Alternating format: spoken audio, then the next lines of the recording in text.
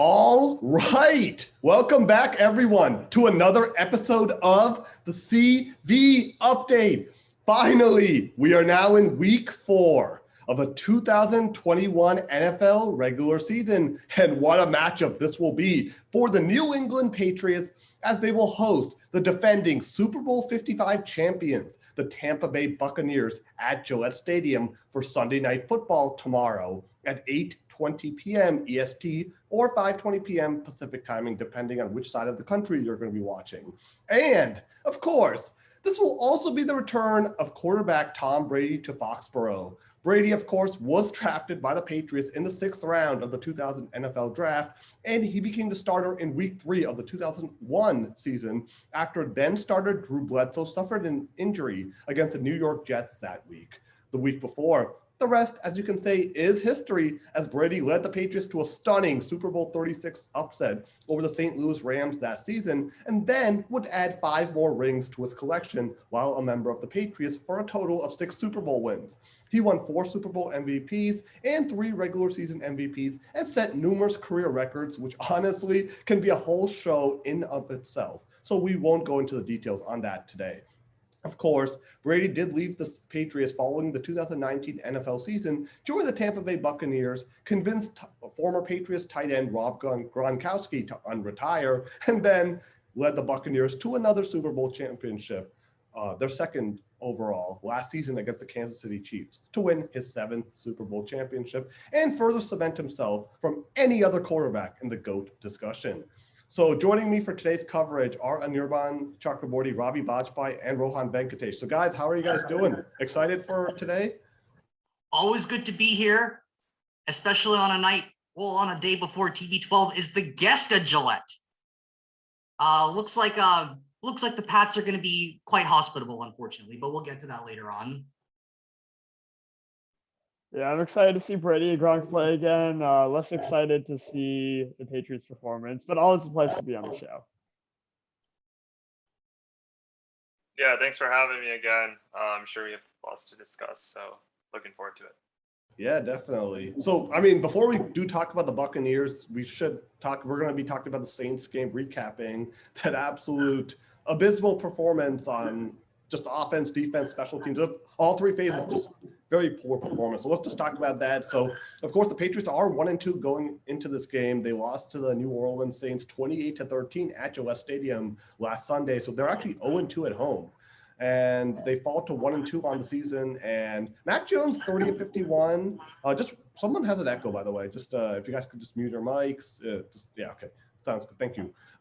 Basically, Mac Jones, 30-51 for 270 yards. He threw 1 touchdown pass to Kendrick Bourne. Really nice play, but 3 interceptions overall. And actually, he was the Patriots' leading rusher with 6 carries for 28 yards. And one of the interceptions Mac Jones threw, it was actually returned for a touchdown by Malcolm Jenkins of the Saints. And he threw other interceptions to P.J. Williams and Marshawn Lattimore. That was at the end of the game. And Damian Harris, the primary running back, 6 carries for 14 yards, 2 catches for -3 yards. And James White had 1 carry for 6 yards. He had to leave the game due to an injury, and he's actually out for the season now due to that injury. And Brandon Bolden, 3 carries for -1 yards and 3 receptions for 23 yards. And Kendrick Bourne and Jacoby Myers, pretty good games. Bourne, 6 catches for 96 yards. Myers, 9 catches for 94 yards. Hunter Henry, 5 catches for 36 yards. Again, not a great performance, but better than Jonnu Smith. I mean, that was horrible. 1 catch for 4 yards, and he also misplayed the pick 6 because he definitely should have caught that ball, or at least not just batted it directly to Jenkins. So that was a terrible play. Offensive line was horrible, but we'll get more into that later. The key stats for the Saints, it was kind of disappointing because we talked about limiting Alvin Kamara, and the Patriots clearly did not do that, which was extremely frustrating. That's what hurt them in the end. Winston overall wasn't he just was game manager. 13 of 21, 128 yards, threw 2 touchdowns. Alvin Kamara, 24 carries for 89 yards, 3 receptions for 29 yards, and a touchdown. So they basically let him kind of dictate the flow of the game, and it wasn't good. Taysom Hill, 6 carries for 32 yards and a touchdown. Marquez Callaway, we were talking about him last week. He actually had a decent game, 4 catches for 41 yards and a touchdown. Deontay Harris, 3 catches for 31 yards and a touchdown. So that's just kind of the statistical breakdown of the Saints game.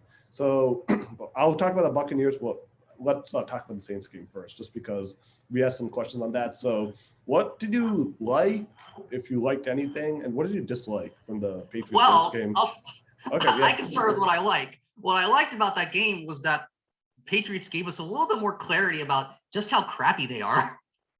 And that's about it. That's about it. That's about all I have to say about what I like. Because really, if you really think about it, right, what I said after week one was that the technicals weren't really down, but that they just had to fix those strategically. They were okay. And then of course they come back a week later. They got that they kind of pretty much blow out the Jets in week two. And then but then in week three, at least it gave me clarity, right? Because it wasn't just the technical stuff like the blocked punt, the kick going out of bounds, all sorts of just like technical scrambling, and of course the pick six was really the icing on the cake that really okay, this team is in shambles. There's really no way, there's really no upside to it. Mac Jones, it's pretty close to as bad as it could possibly Wasn't get. that touchdown to Bourne pretty nice though? Wasn't that touchdown? His touchdown pass was nice though, right? That was a good play. Nice. That was nice. So yeah, I'll get to that, right? So that's one of the few things that probably went right for the Patriots, like close to pretty much the whole game. That added to the fact that, Nick Folk is usually doing his thing, right? He's able to do his job. He's able to get the field goals in when it counts. There's one like missed extra point, but that's like really the only blemish is this whole season for Nick Folk. But the bigger blemish is that now he's potentially injured. We don't know if he's going to be in the game for tomorrow. So I mean, add to that the fact that this Pats team is like pretty much depleted. Not that it was really well stocked in the first place, but James White, you can't forget what he did against, especially in that Super Bowl against the Falcons, the one that topped off that epic 28-3 comeback. But that was just one of James White's best moments. But that's a big blow, losing a crucial piece. And so against a depleted team, against an almost fully stocked Tampa tomorrow, there's really very, very little to like. Okay, yeah. We'll talk about Tampa. We're talking about the Saints game right now. We're talking about the Saints game. So just we'll talk about Tampa. Of course. I mean, it's all connected, right? But if you really look back to last week, I mean, this is a Saints team, which, I mean, granted, they're not that bad, but they definitely should have been beatable, and they just didn't have it. So there's very little to like from last game, and if something has to fundamentally change, and knowing Belichick and his ability to watch film and coach his players, that's really the only potential positive I got for the future. But if Belichick's record after losing the quarterback who's going to be playing against him tomorrow, Belichick's record after that is not so great, to say the least. So we'll have to see. Okay, yeah. I mean, so you're very much like the sky is falling and everything needs to be reset. Look. Right now, yes. And I'm not a doomsday kind of guy, right? Because this is not what I was saying after week one. But last week was a reinforcement of just how fundamentally bad this team is, right? It's one thing to have a bad showing, but they were messing up in all sorts of aspects of the game, kicking, punting, just being able to pass a ball, like being able to get it on target, being able to move the chains. Nothing was going right. So it looked more deep than just having a bad game, right? It looked like they just I mean, fundamentally they were outplayed completely, which was kind of very uncharacteristic of the Patriots, right? Like usually if they lose, it's not uncharacteristic of these Patriots. And that's what I learned last week. Yeah, I mean, no, you're right. So anyways, let's go with Ravi now. Like, what were your thoughts, like, takeaway? So okay, you talked about what you didn't like. What did you like in the end then, Rohan? What I did like is that Mac Jones, I mean, look, he was at least able to get that one touchdown, right? Of course, so it wasn't all bad, right? It wasn't completely bad. So Mac Jones is capable, right? He is potentially coachable. He does potentially have a great career ahead of him. But right now, there's still a long way to go. Yeah, I mean, it's his third career start, so I'm okay with that. But yeah, let's hear Ravi. Like, I just sort of what do you like and dislike? Yeah, so similar to Rohan, I'm finding it difficult to explain too many positives. I think that overall, the game by Kendrick Bourne was definitely a positive. Nick Folk did the best they could, and was also a good player. But overall, it was a very disappointing game. Like we said, thoroughly outplayed. I think in terms of negatives, I mean, there's a lot we can talk about there. Like the offensive line was horrible, and that puts it really hard on Mac Jones, who's still like clearly trying to find his feet. And our run defense was horrible. Like there's a lot of negatives to talk about. But one thing that I was like that I think might be particularly worrying. I know, when I was on the podcast last, we talked about our varying expectations for Mac Jones. Anirban was a little bit higher on him. I was a little bit lower on him, especially at the start of the season. I think what we're seeing is a little bit of that. But one perhaps noticeable, perhaps like also poor trend is that in general, and this is kind of just with how the offense has been structured this year, Bill Belichick is having Mac Jones throw very short passes, which he generally makes, which is totally fine. But he really needs to be able to throw the ball long and deep reliably, and I think ideally that would really help his offense. But he's been so poor on those throws. Like a lot of his interceptions just this entire season have come on those throws, and other He's rookie thrown 3 QBs interceptions, right? So like, I mean, all his interceptions came from the last game against the Saints. So I think like, so I mean, and like of those throws, like really, he's thrown close to plays that have been close to interceptions too. Right, like against Miami, if you remember, like that play which got batted down, but that could have been intercepted, right? Are you talking about that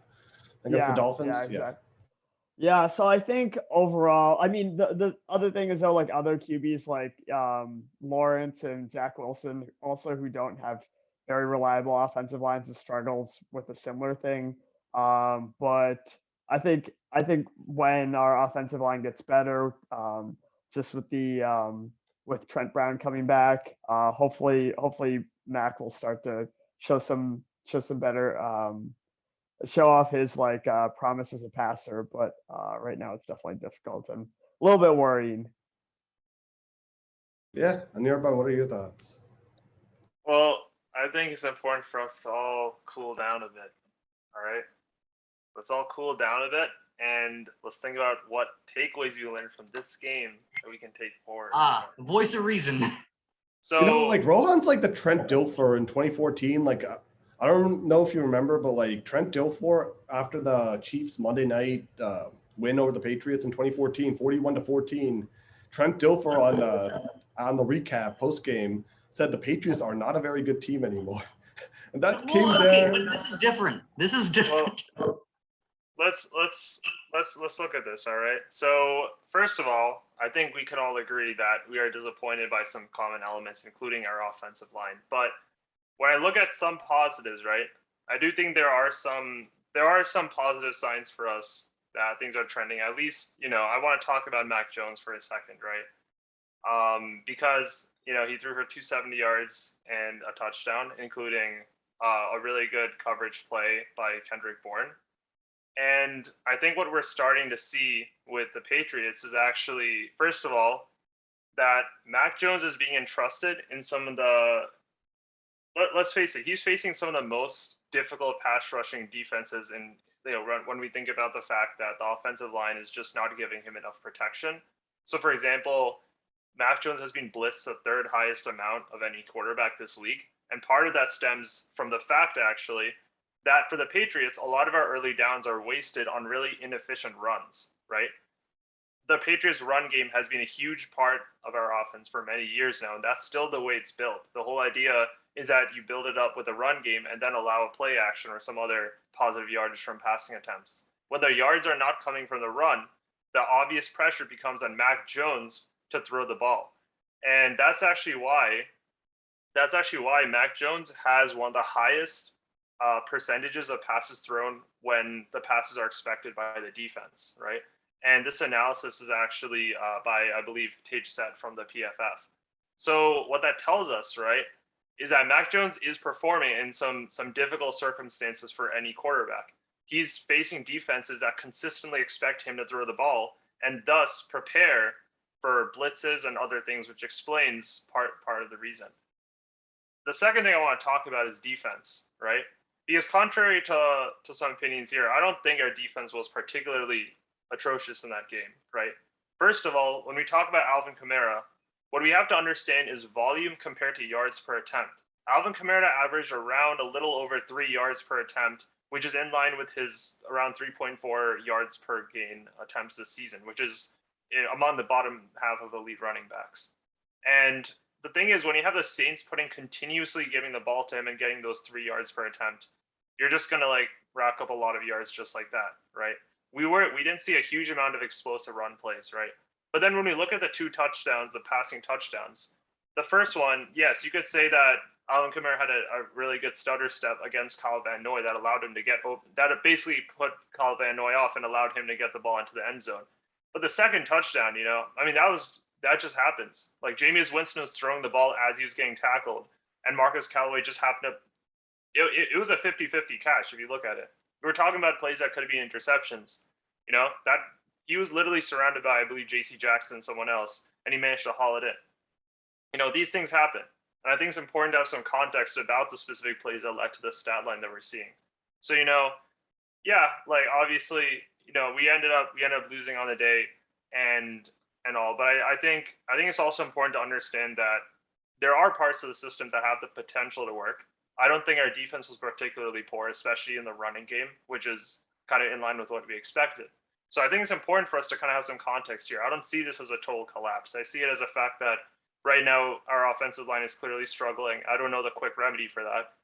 I think we also need to give Mac Jones more support with a better explosive run play if that's how we're going to play, or we need to adjust our game to allow more play actions and also I guess have that falls on Josh McDaniels as an offensive coordinator as well. We brought Nelson Aguilar for the whole idea of the deep threat, and that just isn't happening. Jacoby Myers is generally a middle to lower yardage type of person per pass attempt. So I'm saying that this is a foundation for us. This is a game that we feel kind of distressed to lose, but next week we have another opportunity, and I'm excited to talk more about the details. Stats. We're talking about next week. Are we talking about the Houston Texans in Week 5? Because this week we're presuming a loss. Like we say again, I think the same thing happened last time. Sunday is the beginning of a new week. So when I say next week, I mean from today, which is Saturday, to tomorrow. Oh, wow. Okay. So you're optimistic about tomorrow. Okay. Yeah. All right. That's fine. Okay. I'm just going to talk too. So yeah, there really wasn't much I liked from this game. I guess for what I liked, I was happy with Kendrick Bourne and Jacoby Myers. Bourne 6 catches for 96 yards, a terrific touchdown grab. And same with Jacoby Myers, 9 catches for 94 yards. So those two were good. Nick Folk, I guess it was fine. And that's pretty much where I would say it's over. I mean, Nick Folk made 2 field goals and an extra point. So I guess he did his job. And I'm just going to go and once again say the offensive line has been absolutely horrible this season. And that is like one of the biggest reasons for why this team has kind of struggled. Mac Jones is constantly being hit and pressured. And for a rookie quarterback to go through that type of situation, like you're seeing in Jacksonville, Ravi, right? Like you talked about Trevor Lawrence. This past game was probably Lawrence's best game with the Jaguars, and they almost won, but they still it was close, at least with Cincinnati on Thursday night. But overall, the season, he has had horrible protection. He literally has no time to get that ball out. On the play where he scored that touchdown, he was getting charged by 2 Saints defenders, and he threw out a great pass that Bourne was able to catch and get a touchdown. That to me was very impressive considering what the whole stakes were all game. So I'm actually I'm okay with Mac Jones overall through 3 games. I'll say this, after 3 games, I'm actually the least worried about the quarterback situation because I actually think Mac Jones has it in him to be I think over time he's just going to get better and better. But I think right now what he's shown me is he's a tough guy because he's constantly getting hit and hit and hit. This was against Miami. Even against the Jets, he got hit. So this is the offensive line, to me, has been the biggest disappointment so far because going into the season, when they re-signed David Andrews, their captain of the offensive line, they brought back Trent Brown. And I know Brown's been injured for the last 2 games, but that still isn't an excuse for the whole offensive line collapsing due to one guy. They have Onwenu, who was a terrific rookie season. They have a great offensive line overall. And that offensive line is not doing its job. And they are letting Mac Jones get beat up constantly. That's one thing I just can't.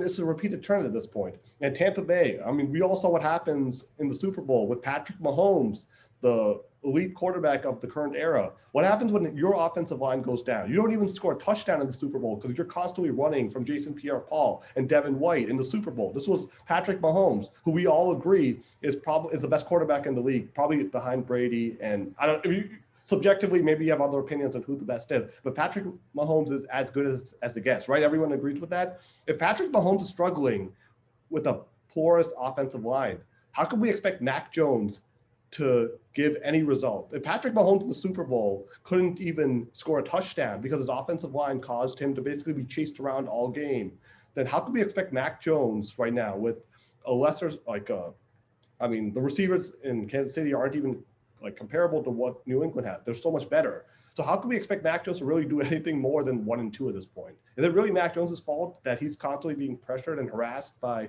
opposing defensives? Like the offensive line, like that needs to be fixed as soon as it can, because this cannot be going on. Like I'm not even talking about tomorrow. So I have a question about that. How do we fix it? Right? We brought in Yasir Durant. We brought in experienced players for the sole purpose of providing us depth. We know Trent Brown is likely to be playing tomorrow. And we also know that it's possible that Jason Pierre-Paul will not be playing. So we'll be dealing with one less pass rusher. And I believe Sean Murphy-Bunting's also... Well, he's a cornerback, right? Well, he's a cornerback, but I'm saying... I know he's a cornerback. What I was saying was him and Jason Pierre-Paul are in doubt for tomorrow. But when I look at the replays of all the times we've been pressured, it's simply a matter of our right tackle or our left tackle. Usually, I believe David Andrews in particular had a very difficult game, allowing almost double digits in hurries. But what's the solution for that, right? I feel like when I'm as a fan, and this is a genuine question, to what extent is that kind of an individual technical ability of the player to block out? I think it might come down to coaching too. And Dante Scarnecchia, the longtime offensive line coach, I mean, he retired after the 2018 or 19, I think 2019 season. So Scarnecchia actually was brought in. They actually didn't have him in 2014. That was the one Super Bowl season where Scarnecchia wasn't there. But he actually came back in 2016 after the 2015 AFC Championship game against Denver, where Brady was pretty much consistently pressured by the Broncos defense in that game. So that's why they brought him back. And then they won 2 more Super Bowls afterward. So, I mean, I don't know if Scarnecchia is the answer again, but at some point you need to address this issue. And yeah, hopefully Trent Brown is back, but it's just, it makes me worried if you're so reliant on a guy who just missed time due to injury too. Like that makes me really worried about the season, because look, in football, at the end of the day, it's almost kind of like a next man up type of game, right? Aside from the quarterback situation, these linemen, they're at a high risk of getting injured every game, right? That's just the nature of how this game goes. So if you're that reliant on Trent Brown, that if he goes down, your whole season is ruined, that's really worrying to me. That you don't have adequate backups or anyone to replace him, that is concerning to me. Because if Trent Brown is already banged up in week 4, imagine what will happen later in the season as things progress. That's a concern. That's actually exactly what happened with the Chiefs, right? They had, at the start of the previous season, a pretty good offensive line. They had multiple injuries, and that's what led to them having such a depleted offensive line come the Super Bowl. And then, you have Patrick Mahomes trying to make crazy throws and failing, not even making a touchdown. Yeah, to be fair on Mahomes' end, he did have some great throws that were dropped by the receiver. But, that's Patrick Mahomes we're talking about. Even he couldn't get it done. So if he can't get it done, then Mac Jones, after 4 games, I think we might be I agree he wasn't great this game, and I didn't like his first interception at all. And the second interception, I completely blame on Jonnu Smith. So I have to mention him out specifically for what I didn't like this game, because he had one of the worst games I've ever you can have. His blocking was pretty poor too. Yeah, just all around, just terrible. He had one catch for 4 yards, and that pick 6, I still cannot get over. It was he looked so bad on that play. It was embarrassing, for him. To just had the ball, he just loses the ball. It goes into Malcolm Jenkins, and he just falls on the ground, Jonnu Smith, and Malcolm Jenkins just easily scores a touchdown. It was just inexcusable. And after all the money they're paying him for the big contract, just unacceptable in all regards. And Hunter Henry too, that false start on the 4th and 1, when the Patriots were going for it, they needed to go for it at the time. He had a 4th and 1, and then they had to kick a field goal because of that. It was just all these sorts of mistakes. It was just, and then I can talk about the block punt and Rohan. What you were talking about, the block punt and the field and the kick out of bounds, like that's just all these mistakes. Like we usually make fun of the other team for doing that stuff. This is not supposed to be a Bill Belichick characteristic. I mean, this is not Tom Brady either. This has nothing to do with Tom Brady. This is special teams messing up. This has nothing to do with the quarterback. These are fundamentals. Like, so this is like, yeah, like this is beyond a quarterback situation, right? A kicking the ball out of bounds has nothing to do with who is starting at quarterback. You could have the worst quarterback, or you could have Tom Brady, and this is still a problem at this point if that's happening. So, beyond at this point, like I mean, I think we're seeing that there are issues beyond the quarterback, which at least is a good thing in a way because at least for once we don't have to worry about the quarterback situation now. At least last season we were constantly wondering with Cam Newton, but I think at least for now we think Mac Jones could be the answer. It's still kind of early. Oh, this isn't bad because so many other things are worse. Well, I mean, Mac Jones is still okay, right? Like, we can't really fairly grade him right now, right? Because he's constantly has a depleted offensive line, so he's working with like what he has right now, and I'd say he's done okay. Like, he hasn't done a great job. Should we try and grade Mac Jones now? Yeah, I mean that's the next one. So I mean, I'll go first. I mean, I'm not going to be lenient at all. I'm giving him a D. Yeah, I give him a D+. So I don't blame him for the second interception. That's on Jonnu Smith. And the third interception came in garbage time when it was pretty much over. But he did also, I mean, he didn't play well. And I can't really give a curve at the end of the day. I mean, that touchdown pass was nice and it showed me what he can do. Because at the time it was 21-6. It was still a game at that point. And that was a pretty big play. So I'll give him credit for that. But really, I mean, D+. He didn't, I mean, it was just a poor outing all along. And yeah, I'll give him a D+. Ravi, what about you? Yeah, I'm actually going to give the exact same rating of D+. I was pretty critical. I'm still pretty critical of him. I think even if the offensive line is poor, he should be making some of the throws he is. He has, for context, he has one of the worst bad pass percentages of any passer in the NFL behind some very notable people like Zach Wilson. Obviously, they both have bad offensive lines, but the thing is, Zach Wilson's been throwing it far deeper than Mac Jones. That's prestigious company. Like Zach Wilson, Mac Jones, and Zach Wilson are being compared. Zach Wilson is the GOAT of interceptions so far. So, or at least of this season. So, yeah, I mean that I think it was the previous week, right? Or no, was it this week? He threw more interceptions than completions in the first half, which is that's astounding. Yeah, he threw I think against the Patriots, he threw 3 interceptions before halftime, and he had I think half his complete, like of his 6 pass attempts, 3 were interceptions. His first 2 passes against the Patriots were intercepted. I think also it's notable saying I really like that Sam Darnold's doing well with the Panthers. Like it just shows like the Jets. Oh my God, that's an organization that really has to look at the fundamentals on what's going wrong. But yeah, I think Mac Jones D+. I think we all thought that the start of the season would be a little bit rough too, just with smoothing out. I'm also optimistic that like come the end of the season we'll have a more coherent offense. I think all the elements are there. We have good passers. I think he has the potential to be a very good passer, and we have good coaches.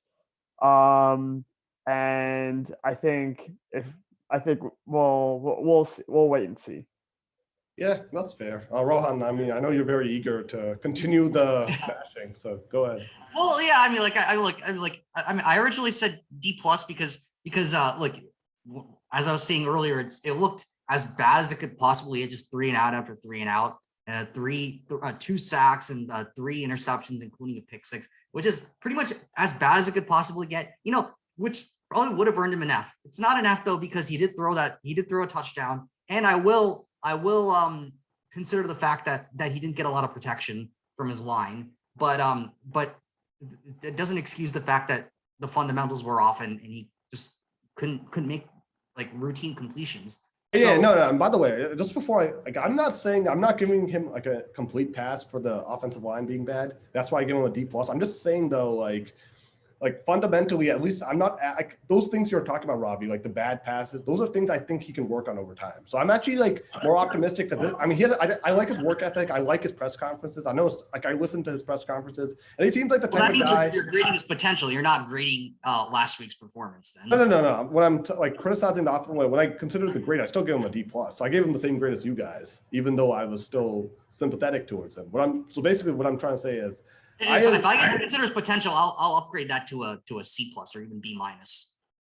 yeah, no, I mean, look, I mean, forecasting potential is just, we're not going to do that here per se, but I'm more just saying like the D plus, like the reason I gave it to him is like, I agree with Ravi. Like there were a lot of throws he should still be making that he missed. And that's like, but at the same time, like some of the things like the bad passes, like the stuff that he's working on, I still think he can get better at over time. So I'm not as worried about that, but I also at the same time, that's part of the potential. That's why I said like I'm not as worried about him compared to the rest of the team, like issues. If you get what I'm trying to say. Also, just to chime in, I feel like a lot of the other rookie quarterbacks, like Fields and Lawrence, and Wilson have also been struggling. We haven't even seen Lance, so Fields was I would say horrible for the Fields Bears. was bad. Oh my god. Yeah, perspective is always helpful, you know. I mean, could you imagine if Justin Fields like had that outing? Like, I mean, if he was with the Patriots and he had that type of outing, how much more like critical Rohan would be? First of all, like Rohan would probably have him like released like right after the game or something. Man, And I don't think that's an exaggeration. Probably not that bad, but pretty darn close. Yeah. Anyways, what were we saying, Ravi? Oh, nothing. I just want to give some context because I think in his class he is probably one of the people who are performing better in my opinion. So I'm hopeful for Trey Lance because he's on my fantasy team. But I am curious: is it normal to have this kind of disparity between the college game and the NFL? Because like usually when you have stars in college, they come to the NFL. Yeah, Well, I mean, like this season, that's not the case, as you point out in several instances. I'm just wondering if that's typical or not. well, yeah. Well, think about it, right? Like in the college game, like every NFL team is full of college stars at the end of the day. Whereas every college team is also, most of those guys are not going to be playing in the professional NFL, right? That's just how it works. So you go from playing kind of like weaker competition to playing in the NFL where everyone is super like, I mean, bigger, they're stronger, they're faster, and they're also like experienced, right? Like when you're playing with veterans who've been in the league for like 10, 11 years at times. So it's just different, right? It's like a different vibe. Like in college, and most are going to be playing with people 3 years, 4 years, like older than you. But in the NFL, it's like an age, like you have Tom Brady, and then you have some guy like who just got drafted, and they're like 22. So it's like a 22-year age difference, like potentially. So that's the thing. It's just harder in the NFL, just because people are stronger, and it's also the best of the best. So it's just I mean, it's natural that these guys would be struggling the rookie season, right? I mean, you're adjusting to a more difficult environment. I mean, even Kyler Murray's rookie season, the Cardinals won 5-10. I think that was even like I would say a pretty decent rookie season too. So Mahomes took a while to also come into his own. So I'm not too worried about this rookie class, but they've been getting dragged in the media for sure. Getting dragged. I mean, yeah, I guess I'd probably give Mac Jones around a similar rating to you guys, maybe like a little higher, maybe like I don't know, C minus or something. And I think that's taking the other factors into account. I do think that when you're playing against defenses that consistently almost they know when you're going to pass the ball that you can't really do a play action or anything, that does change the way you're doing it. And I think the fact that he has the third highest blitz rate kind of reflects that. He had the interceptions. I mean, one of them was actually, I believe, Ryan O'Callahan kind of got beaten at the offensive line, and Mac Jones got tackled as he made the throw, and that's kind of what led to that huge yardage pickoff. But obviously there are still things he needs to do better. I was talking about deep threats. I think he does need to. I was looking at some heat maps from the Saints game and earlier this season, and there are people making runs deep.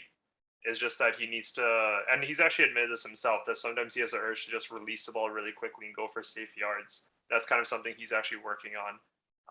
That he recognizes sometimes he just kind of goes for the easy kind of first down that's certain rather than trying to take maybe more of a risk and hitting someone open downfield. So, I think that's just something that we're going to have to give him some time for. And I don't think it's the end of the world by any means. I just think, today what happened last week, that's going to be something that he's going to learn from. So I'm not worried about him.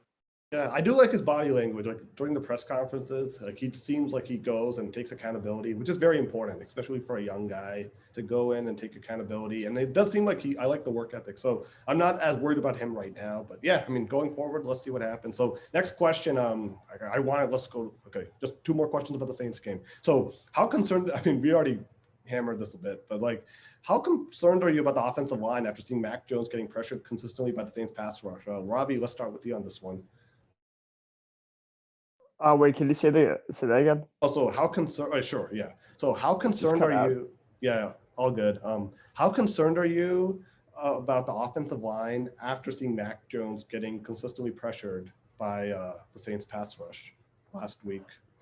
Yeah, I think I hit on this a little bit earlier, but I'm quite concerned. I we were like the rate. I think Anirban said earlier that Mac Jones is one of the most blitz quarterbacks in the NFL, and our offensive line has been particularly poor on the blitz. And I think you could see that in the Saints game too. Like the first half, they were constantly blitzing us. And that led to these turnovers. And stoppages. So I'm pretty worried in that sense. I do think like the improvement at right tackle will definitely help the offensive line. But I think like big picture wise, we have the personnel to have a good offensive line. In fact, going into the season, offensive line wasn't even considered to be one of our weaknesses. So I'm optimistic that with just like more coaching and more time and some delays from the injury bug that we will regroup the offensive line. I think you made actually a really good point that if our offensive line is so breakable that just one injury right tackle causes the whole thing to fall apart, was it ever good in the first place? And I think that's something that they should definitely consider improving the depth of our offensive line. Because if everyone comes back together and we just have another injury 2 weeks later, and then Mac Jones is like getting sacked for the rest of the season, we're basically back to square one. And I also like to point out, he's young right now, but over the years, these constant hits by the offensive line, even if it's not a sack, they break down your body really quickly. Look at Andrew Luck. That offensive line in Indianapolis was terrible until 2018 or so, when they finally started trying to protect him. He retired after 2018 after such a great season because his body, he said, couldn't take it anymore. So Andrew Luck, who probably was on pace to being a Hall of Fame caliber quarterback, retired due to poor offensive line play year after year. So having an offensive line, I'll go next basically, but I completely agree with you. I am very concerned about it. Obviously I alluded to it. If one guy is down in week 1 and that's our season because of that, then that's very concerning, to me. So, go on. Yeah. So, also fun fact, Brady became the most sacked quarterback in NFL history this week against the Rams. So, yep.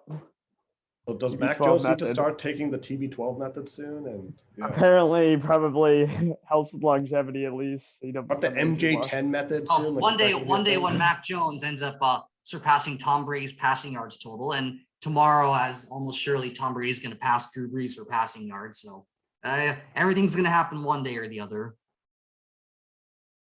If you play in the NFL long enough, all the records will be yours. Yeah, Matt Stafford will probably soon pass that record too.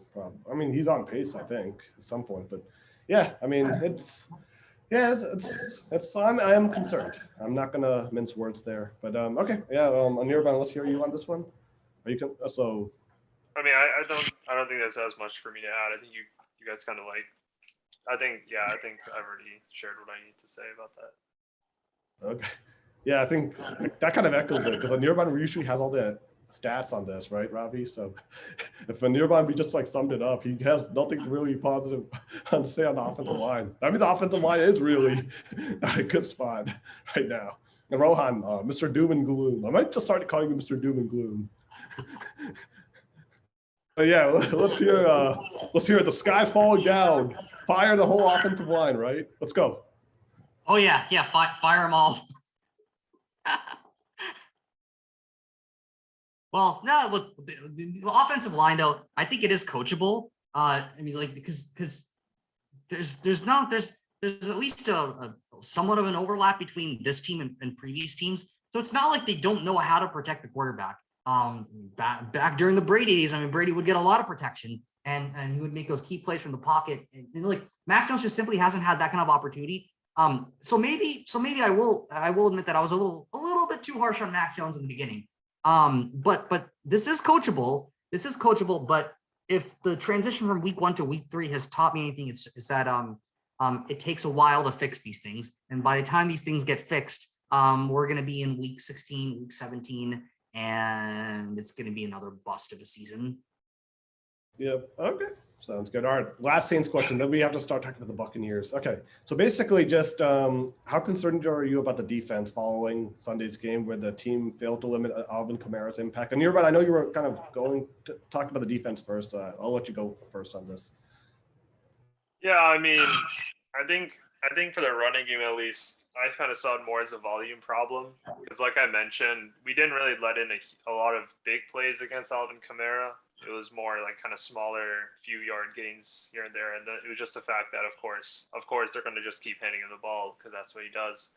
And he did have a touchdown, and I think what I was mentioning when I looked at the highlight, it was I think he just put a really good move on Kyle Van Noy, there's basically Kyle Van Noy is essentially the only person left who's kind of one on him, and then he kind of like took a jab step, cut route, and then just after that he just got the ball and ran in. So he's a really elite player. You're just gonna have to sometimes have big games from elite players against you. That's kind of how they earn their reputation, right? So it is what it is. I know we were talking a lot about how our run defense is generally pretty stingy. But he was an elite player, and sometimes you just have to tip your cap and say, okay. I mean, Buccaneers clearly, I don't think we're going to see Ronald Jones and Fournette doing much this weekend against us. So at this point, I'd say that's not really what I'm focusing on because I think it's pretty obvious that the Buccaneers passing game is really going to be what causes problems tomorrow, not their running game. Yeah, I gotta agree with Anirban on that because I think like I was kind of thinking about this earlier, and with the Buccaneers especially, like it seems like the majority of their offense is going to come with the passing game. Not a lot of it is going to come with the running game, especially considering the fact that the Bucs running game is not that great either. Of course, that doesn't take away from the fact that Pat's defense might need to touch up on some things here and there. But most of the issues with the Pats, I'd say right now, are with the offense. Just getting the mechanics down, being able to pass the ball, being able to protect the quarterback, being able just to do the routine kind of stuff. I mean, lack of ability to stop the running game, yes, it could be problematic. Do I think it's going to be a problem tomorrow? I mean, I won't rule anything out, but I'd say likely not. Ravi, what are your thoughts on this? Yeah, I think also overall, I agree that the. By the way, just a quick thing. There's like sort of an echo. So usually if one guy, yeah, okay, sounds good. Thank you. Yeah, so I think overall that I agree that most of our problems are with the offense, and the defense was actually not horrible in our game. I think it would have been nice to see a late stop in the fourth quarter, preventing in the second half to kind of flip the momentum of the game. I think it could have been a lot closer had they been able to do that. But overall, I think again our problem is mostly with the offense. And over the course of the season, I think the other thing that's worth noting though is that when we were talking about a season preview, we were like hyping up the defense as perhaps going to be one of the best in the NFL again. That has not materialized. So I think the defense is still a little bit of a disappointment in that sense, but the attention's not on them. Yeah, I see what you're saying. And yeah, for me, it's sort of like, yeah, I mean, I think the run defense is still pretty bad. Like Robbie you talked about, like, and I mean, in the offseason, they got like David Godchaux at nose tackle, and it was supposed to be an improvement, but it's still, I don't think it's really improved from last year, and last year wasn't very good. And the Saints pretty much ran the ball at will against the Patriots. And I know we're talking about, like, I mean, I still think, like, even if the Buccaneers are passing for the most part, I wouldn't be surprised if Ronald Jones or Fournette, they actually, because, like, the thing with Brady offenses are, like, Brady's very good at adapting to the situation. So if he sees that the run defense isn't doing much, he'll probably call a lot of running plays for Ronald Jones or Fournette. So just because he has great weapons doesn't mean the Patriots run defense, like I still could see one of those guys having like a 100-yard game tomorrow, just because I could totally see Brady kind of like flipping up the switch and seeing, and like, so one of those guys having like a 20-yard run or something, even with a strong like offensive pass game. Because again, the best offense is one where there's a balanced running game and it's also like a good passing offense. And obviously the Buccaneers have 3 elite wide receivers. So I'm going back to the question on the defense. I am sort of concerned about it still, because it was pretty much it felt like the Dolphins game all over again, where the defense needed one stop late and they couldn't get it to get the ball back. So it pretty much felt, and this time it was worse because the Saints actually scored a touchdown, and they also 3rd and 7 where the Patriots could have gone off the field and they allowed that completion on 3rd and 7 was just bad. So I am concerned about Sunday's game. I am concerned about the defense too. I mean, I hope that's something on Bill Belichick at the end of the day. He needs to resolve that because that's his specialty, defense.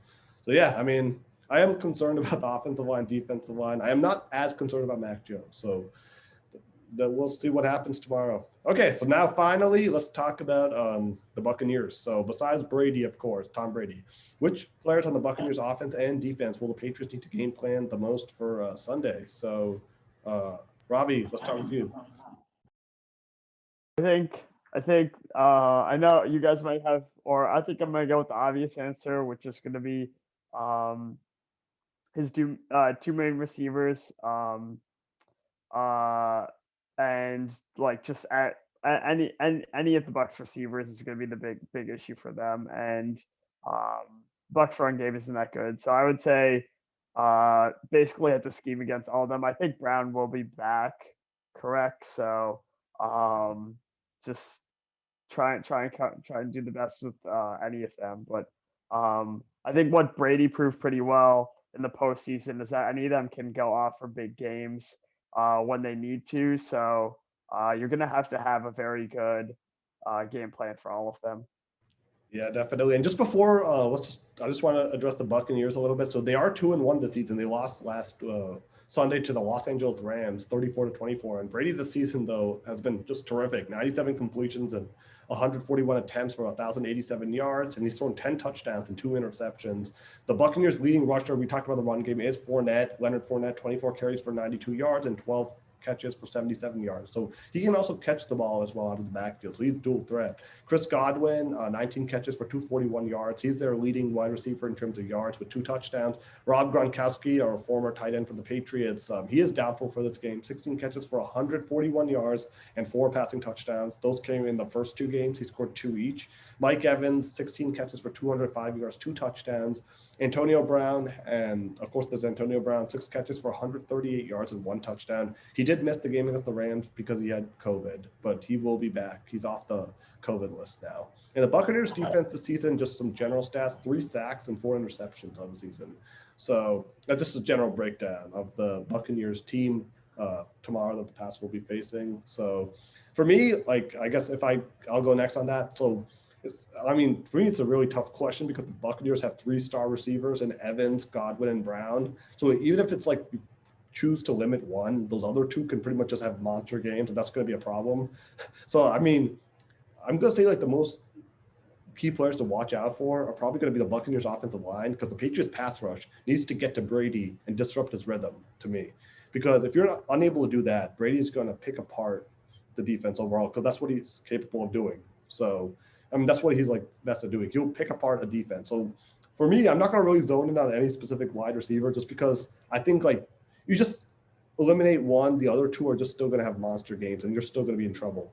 So I think the most important piece is the Buccaneers offensive line and trying to get to Brady and disrupting his rhythm. Because if you don't do that, there's absolutely no chance I see them winning this game. Like you do not win a shootout with Tom Brady unless you're Nick Foles, and somehow did that. But yeah.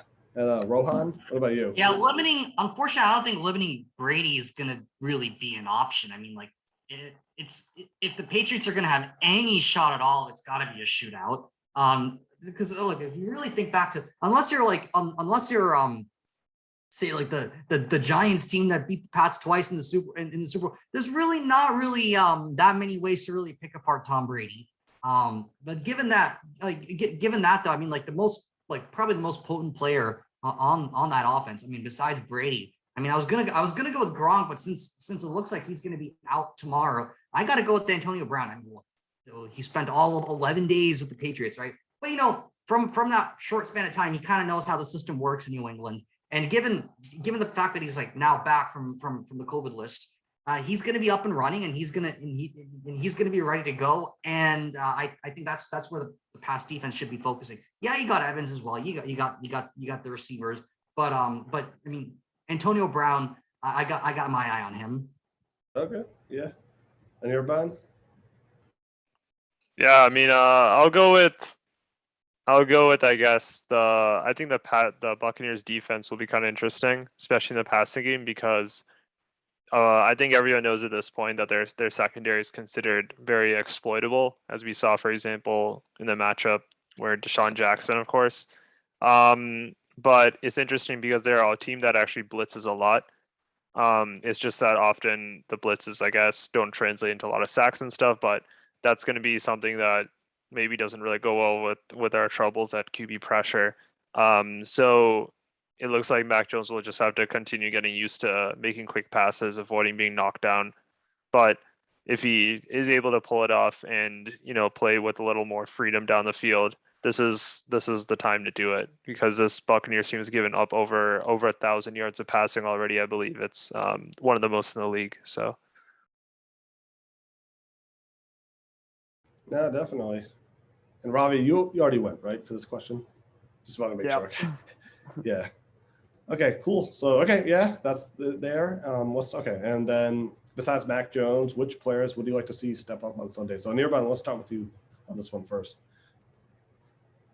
I want to see our receivers step up. I think Jacoby Myers in particular, he got 94 yards against the Saints, even though there were cases where it looked like they were marking it very carefully. Everyone knows at this point that he is Mac Jones's kind of go-to wide receiver one. Though maybe Kendrick Bourne's also starting to come up there. But yeah, I want to see them exposing the Buccaneers secondary and taking advantage of all the gaps they leave in the field and a lot of blown coverage that we've seen over against the Cowboys and also last week. So I want to see a big game from them. And though of course that does depend on the quarterback as well. But I want to see them taking some leadership, and I want to see Myers getting his first touchdown. Oh yeah. Rohan, what about you? For me, I mean, like I'd have to go with Damian Harris. I want to see him have a good game. I mean, like he averaged, I want to say like 3.7 or 3.4, somewhere in the threes yards per carry in the last game, which is kind of like on the lower end of where probably what I would expect given his potential. So I mean, like I think the run game does need to step up as well, but at least on the passing game, I mean, besides Mac Jones, I mean, I think the initial what we kind of learned from the first few games is that if a duo can't connect, I would say it's probably Mac Jones and Nelson Aguilar. So I think if that duo can step up, of course, since he said no Mac Jones, on the other end, I have to say with Aguilar, key passes connecting at crucial times, and then being able to mix it up with the run game and have Damian Harris make some key plays, especially on those third and short kind of plays where you can kind of just push it through, move the chains. Pretty much referring to what Anirban was kind of saying earlier, right? Instead of running early, passing earlier, and maybe set up a few like third and short situations, and then have the run offense kind of finish it off and move the chains. I think that's probably the only way that the Pats offense really has any chance of really competing at all. And also, look, whether they score often or not, the longer the offense is on the field, the less time you give Brady. Now, we know that Brady can do a lot in a short amount of time, but every second that you take off the clock for Brady to work with is increasing your likelihood of not losing. Let me just put it that way. I won't even say not losing or not losing badly, but if the Patriots need anything to be competitive, it's that. So you're saying they could tie then? So a tie is a possibility then? Sure. Why not? Okay, Ravi, what about you? Yeah, I'm actually, funnily enough, also going to say Nelson Aguilar. I think he he was expected to be a really big part of our offense, and he did have some good games early on, like against the Dolphins, 5 for 7, with like 80 yards or something like that. And then he at least made all his passes against the Jets, which was not really a super close game, but he went 2 for 8, 2 receptions for 8 targets last week against the Saints, and that's just not good enough. So I'd like to see him come back and hopefully catch some deep passes from Matt Jones. Yeah, and for me, I'd say like it's the offensive line again. I want them to, because if they don't protect Mac Jones, it's going to be the same story again on Sunday. It doesn't matter how good Mac Jones looks. So I'm just going to go with the offensive line and also the tight ends. Jonnu Smith needs to have a redemption game after the showing he had. And Henry too, I don't know. I feel both of them can be used a lot more. I mean, Smith, I know is better than this. That's why I'm very critical on him, because I know he's a pretty good player. Like, he was pretty good with Tennessee. So I'm expecting more out of those, and the offensive line needs to do a better job protecting him. Pretty simple for me in that case. Like, I'm not as worried about like the receivers like getting open and stepping up. Like, they've been good when they've been called upon. It's more like protecting the offensive line against Tampa's pass rush. So I guess this kind of bodes into the next question, like, what do the Patriots need to have in this game to be competitive? I can start first on this one. They need to just basically drive the ball down the field, and settling with field goals this game with Tom Brady is pretty much a recipe for losing. Like pretty much you lose the game if you're just settling for field goals against Brady. And offensive line needs to protect Mac Jones, because the Buccaneers like run defense means he's going to basically be throwing the ball a ton, because the Buccaneers run defense is extremely good. So actually, I don't think Damian Harris is really as much like of the key player for the Patriots like this game. I think it's going to be the offensive line and the receivers on the Patriots side, because I think Damian Harris once again is not going to it's going to be very limited, because like the Saints run defense, which is very good, Tampa also has an extremely good run defense. So I think the Patriots' best chance for this game is going to actually have to be making it a defensive game, and it's going to be really tough, but that's kind of the way to do it. Like, I think you're going to have to make this like a defensive type of game, and that plays right into Belichick's corner then. If it's like kind of like the Rams type Super Bowl, obviously I don't think they're going to hold Brady to 3 points like they did against the Rams, but last year the Saints did hold the Buccaneers to 3 points, if you guys remember, on Sunday Night Football, and it was 38-3. The Saints beat the Buccaneers. So I know it was a year ago and it was a different vibe, but there is a way to limit Brady if things are possible. So I think that's really the Patriots' best shot at winning this game. Like, it's going to have to be some type of defensive game. So yeah, Anirban, what about you? Yeah, I just kind of echo that. I mean, I think it's pretty clear at this point that about our offensive line struggles. So I'm probably not going to repeat that. I think we all know. Yeah, I'd say it's what I said earlier. Just exploiting the secondary and having Mac Jones take deep passes. I mean, what does he have to lose? You know, no one's expecting the Patriots to win on Sunday. We can be real. So like, why not just throw caution to the winds a little bit, make risky throws? Plus 230 bet if you're interested in the money line. Exactly. I mean, why not? This is a game where Mac like Jones, a 500-yard game with like 5 touchdowns. Like, what do you have to lose? Just go out there and be aggressive, and whatever happens. I would be a little cautious about that, because if you throw like 5 interceptions by being aggressive, that's like a real confidence like downside. So I don't want him to be that aggressive. Like in that I could very much see, if we go aggressive, that happening. So if anything, I would actually probably try and stay calm, cool, like and make it a defensive game, like Amartya said. But I mean, I've seen that conservative offenses don't work that well. Just generally speaking, right? Like he's like, as you mentioned earlier. I mean, like Mac Jones, he's been going for the short, supposedly safe passes, but if you can't even get those down, something drastic has got to change. But of course, I mean, that can either be in the passing game or the kind of protection he gets. But if you can't get short, like very, very clear passes down, the answer is not to throw it far. So he's able to. Yeah, he's able to throw. He is able to throw it short. It's just that he predominantly throws. No, I agree. He is. I agree. But yeah, I think that we should go. I think I don't know if I necessarily agree with Anirban's aggressive take, because I feel like it's a really easy way we end up having it be 24, like 20, 21-0 at the end of the first half. Oh, wow. I mean, if, With if Mac us, Jones the is issue slinging is it, we don't then- get enough touchdowns. We do not get enough touchdowns. We're one of the worst teams in the red zone in the entire league. If we play the way we do, we're just going to keep being that team who gets a few field goals a game, while Tom Brady is happy to throw 80-yard passes to Antonio Brown, because why not? So, at the end of the day, if you play cautious, you're only gonna go so far, because the team we have right now is a team that will get you field goals. That's not good enough. So we need to change it a little bit. It's almost like the Ravens game from like last season. I know Baltimore wasn't as good as 2019, but it was like that type of defensive game. And I think it's going to be raining on Sunday. Not that Brady cares, because Brady can play through any weather. But yeah, I don't know. So we'll see what happens. I think the key is going to be like you're going to have to score touchdowns this game. If it's 4th and goal from the 1 yard line, don't kick the field goal. Go for it. Even if you don't get it, you're basically backing them at their 1. You got to do that against Tom Brady. You have to be aggressive on that front. You don't want to overthink it too much, but you also need to score touchdowns this game. I can't emphasize that enough. After we all know it, we've seen them for 18, 19 years here. The key to beating Brady is to either get a pass rush on him or just try to match him scoring wise, which is very hard. It is doable. Even if you miss on 4th and 1 and Brady gets the ball back, you can stack Brady in the end zone for a safety and get the ball back. Yeah. Okay. Anyway, last question for this, at least this regard. Then we're just gonna be a couple of Brady questions, which should be quick. So score prediction, Anirban. Who's winning this game? I think we know what the favorites are, but I do believe in miracles. So I'll say it'll be a shootout. We'll win 28-24. Wow. Okay.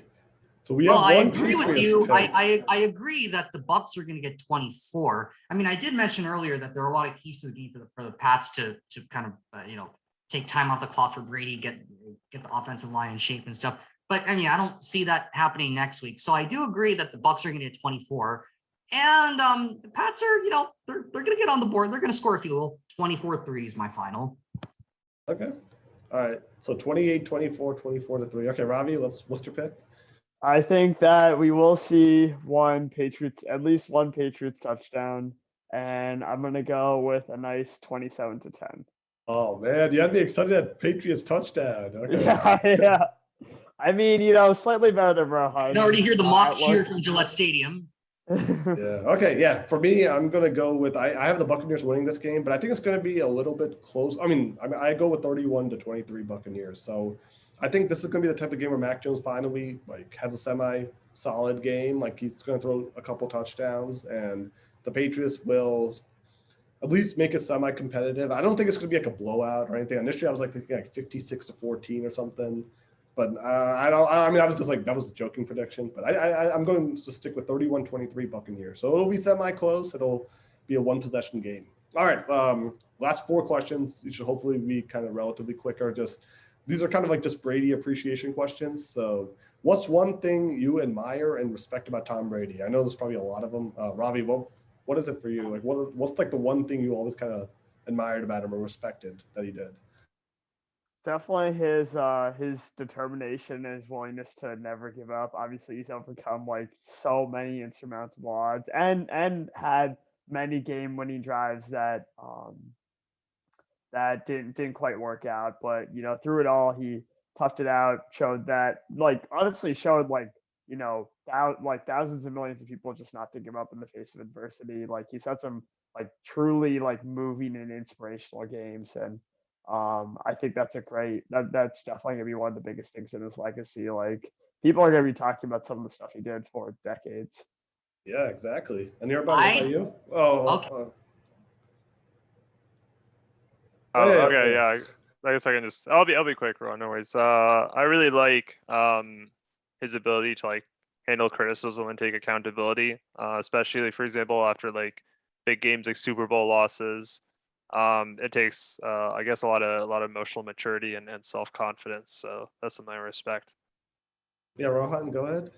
Yeah, I mean, not just his ability to kind of overcome adversity, but just and of course the obvious parts, all those key moments, especially But I guess what probably gets overlooked is the fact that while he was with New England, he played at a steep discount, which tells me that he highly prized winning above greed. Essentially, he wanted to have good players around him, and Belichick was able to build that team while Brady was around, build that offense around him.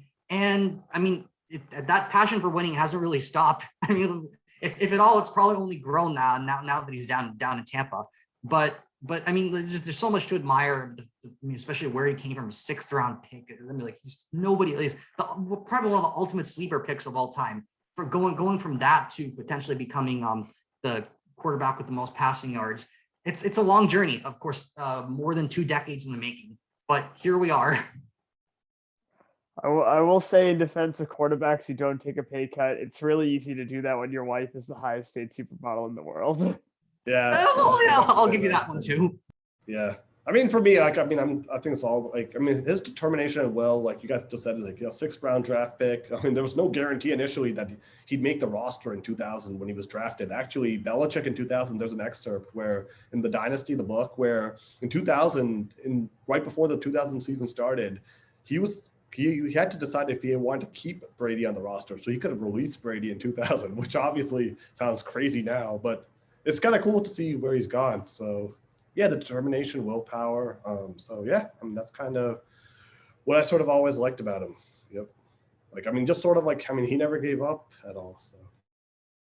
So yeah, I mean, that's kind of the thing. Like, he never gave up, like whether it's the Super Bowl or anything. So I always liked how, like, for him, it was just like the light was never too bright for him, like in a Super Bowl or anything. Like, he was always able to sort of overcome that. So, and I guess, like, we talked about what he liked and what he didn't like. So what did you guys like? What's one thing you didn't really like about him, Rohan? Well, I mean, all the positives I mentioned is determination. Is just like just adamance about like having to win. I mean, if that comes with a downside, it's probably his stubbornness and the fact that he just can't take his mind off of that. And I mean, his relations with the media have been kind of mixed, right? But this is like besides his playing life.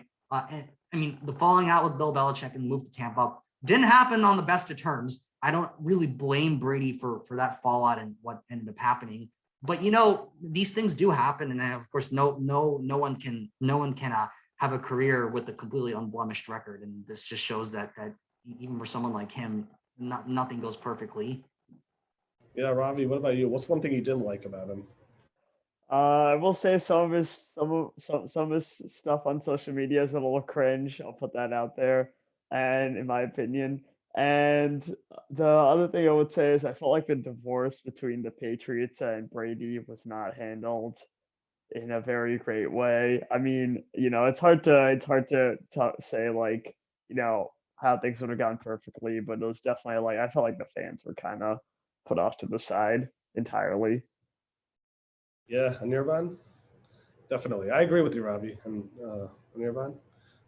Yeah, I guess I'd say that too. I mean, I don't know. Maybe sometimes goes a little overboard with promoting his personal fitness method, which TB12 works for him. Very happy for that, but I don't know. Yeah, sometimes it's a little hard, but yeah, I'm just kind of like I'm trying to find something to pick, right? Otherwise, like, it really seems like a really upstanding citizen. Otherwise, yeah. Even with the Belichick Brady divorce, right? I mean, like, I feel like Pat's Nation is like, they still like Brady because of all the rings he's given it. But come on, like, if it hadn't been 6 rings, if it had been only like 1 or 2, or perhaps he really had almost gotten them to a ring but didn't really quite get one, I mean, Pat's Nation would be screaming bloody murder, treason by now.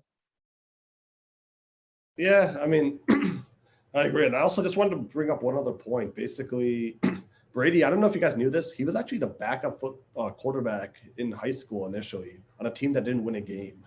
Kind of ironic how that kind of worked out. So that's determination.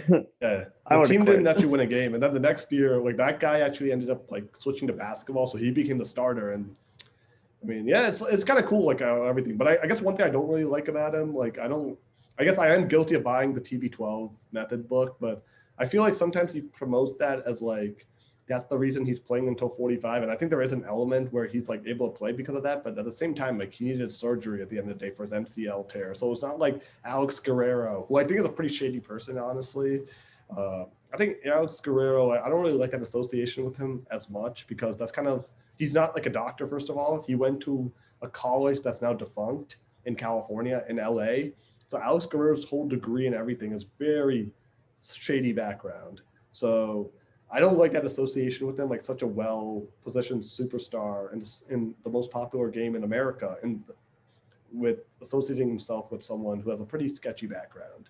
So, and at the end of the day, he needs surgery to fix up any of these issues. It's not like Alex Guerrero just all of a sudden can give him a massage or anything, and that just it means he doesn't need a surgery or anything. So, yep. So that's kind of the one thing I didn't like about him. And I guess there's another thing I once read which I also didn't like about him. And this is not going to paint him in a glowing light, but he also apparently for his best buddies event, the charity event, which is a terrific cause he does. Apparently, there was a Boston Globe article about this that he took some money from the charity of like those charity, and he redirected that to a fund to support his kids' schools, which I thought was pretty bad if it is true. So that was from 2017, that Boston Globe article. I think due to that, he did have some friction with the media after that. But I mean, it was a report on the Globe. But if that is true, then that's not a good look on his part. But I'll give him the benefit of the doubt that overall he does have like a positive image here. So there's that. Okay, and then the last two questions. What is your least favorite Tom Brady moment? Question number 11, by the way, for anyone keeping count. We're going for the 12th question. So question number 11, what is your least favorite Tom Brady moment? Rohan? I'd say his last few games in his final season with the Patriots, that week 17 loss to the Dolphins, which basically set them up to play that playoff game against the Titans that they ended up losing. It did not end quite well. I mean, probably the more obvious answer to this would have been the two Super Bowls two that he lost to the Giants, one that he lost to the Eagles. But I'd probably have to say like that's probably like not a great way to end it. I mean, I know it's a regular season game and followed by like a playoff loss that kind of ends their season early, but considering the tension that was probably brewing at the time, but just before the divorce happened, when I look back at that, I mean, that was probably the worst moment while he was with the Pats. If I had to name one. Yep, Ravi, what about you? Yeah, I feel like the final game with the Titans, that felt so anticlimactic and honestly just sad watching. And especially now because back then we weren't entirely sure if he would leave or not, but now we know. That felt like a horrible way to end it. I would also say Super Bowl 42 against the Giants, that was particularly heartbreaking. And that was that'll definitely be. I mean, not entirely Brady's fault, but that was a heartbreaking moment. Oh yeah, definitely. And Anirban, what about you? No, I totally agree. That was like probably the worst of the three. That's definitely like the worst of the three Super Bowl losses. It was horrible, yeah. So close too. Yeah, I guess I echo that. I guess least favorite, just seeing him go. I guess that was a shame. Got it. Yeah, for me, it's more just Deflategate, the whole him getting suspended. Because I think looking back at it, like I do think that he was sort of like involved with underinflating the footballs, but I don't think he viewed it as cheating as much as just sort of a comfort factor. Like I just like the grip on these types of footballs better if it's like underinflated. I don't think he viewed it as cheating. So that's why I mean, seeing him suspended for that was pretty annoying, and like kind of having that stain on the legacy. But I mean, fortunately, it seems like everyone's kind of able to overlook that because of what he was sort of able to do the season he got suspended, which I guess goes into the next question, the final question. What's your favorite Tom Brady moment? Anirban, let's start with you here. I really enjoyed this one. It's not a Super Bowl win, but the divisional round win against the Ravens in the 14-15 season. Yeah, that was really fun. I think that was a great comeback victory. Ravi, what about you? Favorite Tom Brady moment? I think it's hard not to say the 28-3 moment against the Falcons. That was like unbelievable, but I'll also add in the 2008 perfect regular season was great because every game was super 2007, you exciting to mean? watch. I mean, Or 2007, yeah. The Super Bowl was played in There 2008. are two games that were close now against the Colts and against the Ravens. The Ravens one, that was a final drive in the last few minutes. We can That was, yeah. sealed it. That was an epic one. Of course, I mean, we only remember how it ended, but I mean, to remember the regular season and everything that kind of built up to that. It doesn't take away from the fact that every game in that season was hard fought. I wonder if Mahomes will ever have a perfect regular season. Kind of close last year, right? Will. We I went think will. I mean, 14-1. like, he has a long career ahead of him. It's gonna happen at some point. I wouldn't be surprised. That'll be fun to watch. Well, not for the Patriots, but in general. Maybe Mac Jones will turn into the next. Or who Brady. knows? Who knows? Maybe Mahomes spends 2 decades with the Chiefs and him and Andy Reid have an ugly divorce and he goes to New England as a result. Mahomes is still there in 20 years. That means Andy Reid's like 72 or something. 78. Anything can happen. Anyways, yeah, okay. I mean, so Rohan, just like, what's your favorite moment? We're almost done. Yeah, like watching that halftime show with Lady Gaga performing, and when you're losing by 25 points, you would think it's over, right? I certainly thought it was over. Yeah, you did, because we saw that game together. Wrong. Yeah, I was wrong about that. So I mean, if that can be wrong, then like anything can happen in this game, especially when you wear that number 12 on your back. Yeah. Okay. And for me, yeah, 28-3, by far, just favorite season, favorite moment. So yeah, 28-3, can't beat that. I know the Seattle Super Bowl was probably a better team, the 2014 team, but 2016 is probably my favorite of the 6 Super Bowl wins. Yeah. Oh yeah, but that one ended on an interception. Which one? The Seahawks one. Well, that probably was his best. Like, I mean, that Seahawks team. Oh yeah, was, yeah. That defense. They were the champions the year before too. But I mean, I go with 28-3 just because everyone had counted them out at that point. So yeah. So anyways, that's gonna do it for this week. So hopefully it's a competitive game tomorrow. To everyone watching, hope you enjoy the game, and we'll be back next week to recap the Buccaneers game and preview the Texas matchup. But yeah, this was a lot of fun, guys. Stay safe, and we will be back next week to talk more Patriots. Hopefully 2-2, maybe 1-2-1, maybe a tie. Most likely, maybe 1-3. So, and if Anirban is right here, he's going to be glowing next week because he actually believed in them. So, anyways, that's it for this week. Enjoy the game, everyone, and go Patriots. Peace. All right. Thanks. Bye. All right. Yeah, sorry guys. I actually have to